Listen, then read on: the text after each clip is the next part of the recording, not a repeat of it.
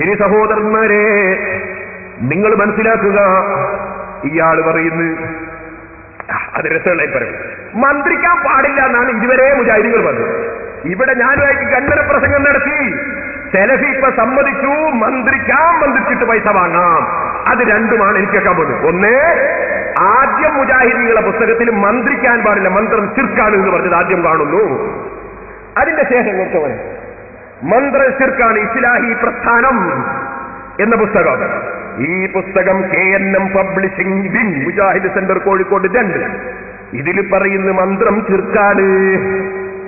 ഈ മന്ത്രം ശിർക്കാണെന്ന് നേരത്തെ പഠിപ്പിച്ച മൗലവിമാര് ഇവിടെ എത്തിയപ്പോൾ ഇതിൽ പറയുന്നത് എന്താണ്? ഇവിടെ ഞാനുമായി മുട്ടിയപ്പോ ഞാൻ അതാ പറഞ്ഞു, നിങ്ങൾ അവസാനത്തതാണെന്ന് പറഞ്ഞതിന്റെ അസമതാണ്, നിങ്ങൾ ആശയത്തിന്റെ അവസാനമാണ്. നിങ്ങൾ ശരിക്കും മനസ്സിലാക്കിക്കോ. ഇതിലിപ്പോൾ മൗലവിമാര് നേരത്തെ ശിർക്കാണെന്ന് പറഞ്ഞ മന്ത്രം ഇപ്പോൾ പറയുന്നു, അതിന് ഒരു വിരോധവുമില്ല. 161 പേജില് ആദ്യം ഞാൻ വായിച്ചു കേൾക്കുന്നത് ശിർക്കാണ് എന്ന് പറഞ്ഞ വാചകമാണ്, കേട്ടോളൂ.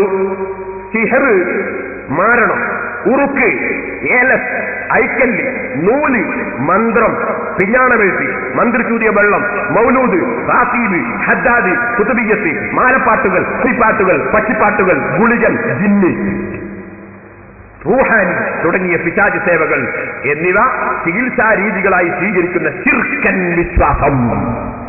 അപ്പൊ ഇതിലെന്തെല്ലാം പെട്ട്?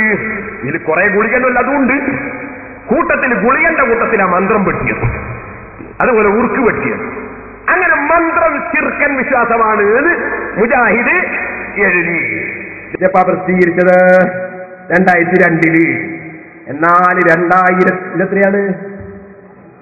2006 2006 പേരോടുമായി സെലഫി വന്ന് നാദാപുരത്ത് മുട്ടിയപ്പോൾ സെലഫി അതാ സമ്മതിക്കുന്ന മന്ത്രത്തിന് ഞങ്ങൾ എതിരല്ല. അത് കേട്ടോ സഹോദരന്മാരെ.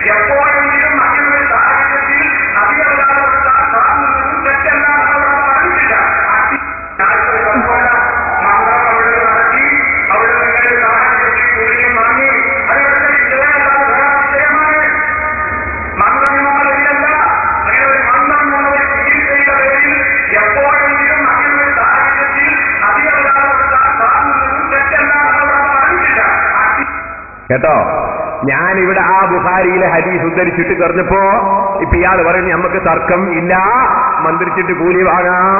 ഞങ്ങളങ്ങനെ പറഞ്ഞിട്ടില്ല. പറഞ്ഞ പുസ്തകം അച്ചടിച്ചിട്ട് കൊല്ലം 4 ആയിട്ടുള്ളൂ മൗലവി. അതാ ഞാൻ ആദ്യം അയച്ചു കേൾപ്പിച്ചത്. അത് നിങ്ങളെ KNM പ്രസിദ്ധീകരിച്ച പുസ്തകമാണ്. അതിലാ പറഞ്ഞ് മന്ത്രം ചെറുക്കാണെന്ന്, ഉറുക്ക് ചെറുക്കാണെന്ന്. അത് നിങ്ങൾ ഗുളികന്റെ കൂട്ടത്തിലാ പെടുത്തിയത്, ജിന്നിന്റെ കൂട്ടത്തിലാ പെടുത്തിയത്. എന്നാൽ ഇപ്പൊ നിങ്ങൾ പറയുന്നത് ഞാൻ കഴിഞ്ഞ പ്രസംഗത്തില് ബുഖാരിയിലെ ഹദീസ് ഉദ്ധരിച്ചിട്ട് ഓരോ നിങ്ങൾ പറഞ്ഞ പോലെ പറഞ്ഞ് ഇവിടെ പറയുകയുണ്ടായി, തർക്കമില്ല, നമുക്ക് പ്രശ്നമില്ല, മന്ത്രിക്കാം, കൂലിവാകാം. ഇതാ ഞാൻ പറഞ്ഞത് അന്ത്യമാണിത് കേട്ടോ, നിങ്ങൾ ആശയത്തിന്റെ അന്ത്യമാണ് കേട്ടോ.